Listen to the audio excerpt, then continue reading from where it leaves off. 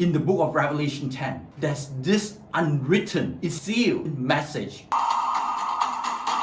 So in the previous video, we talked about Obama's fulfilling his symbolic actions and his symbols matches the book of Revelation and what his responsibility in fulfillment of the scriptures are in preventing the global flood.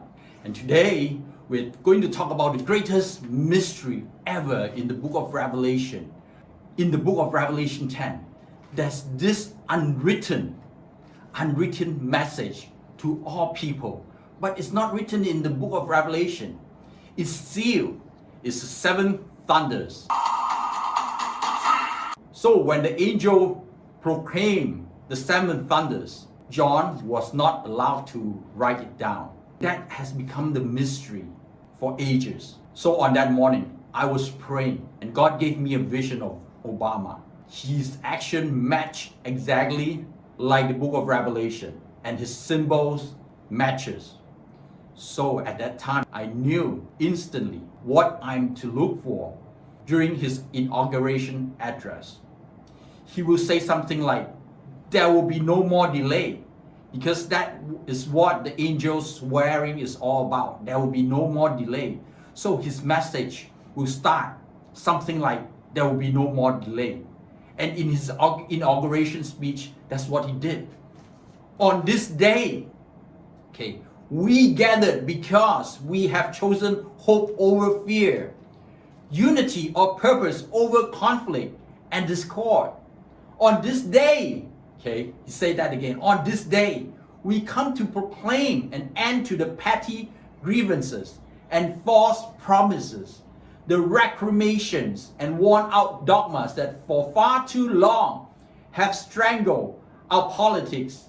We remain a young nation. And here. But in the word of scriptures, this is the only time he mentioned the word of the scriptures. The time has come to set aside childish things. The time has come to reaffirm our enduring spirit, to choose our better history, to carry forward that precious gift, that noble idea passed from generation to generation. Here is the message. The God-given promise that all are equal, all are free, and all deserve a chance to pursue their full measure of happiness. That is the secret that God has been keeping from us for thousands of years. Equality. So people will be saying, what's all this inequality, especially people who is not in the state. They don't really have experienced those racial discrimination and things like that. For them, everybody is equal. It has been, since like 20th century up until now. Everybody seems equal to us, right? What's the big deal about equality?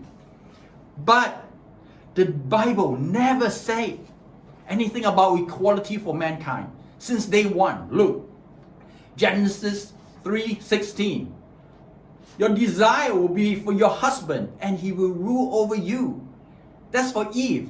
That's for all women.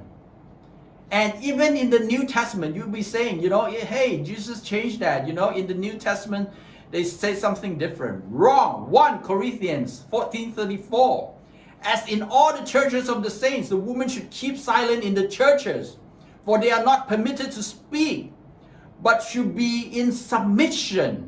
As the law also said, if there's anything they desire to learn, let them ask their husband at home, for it is shameful for a woman to speak in the church.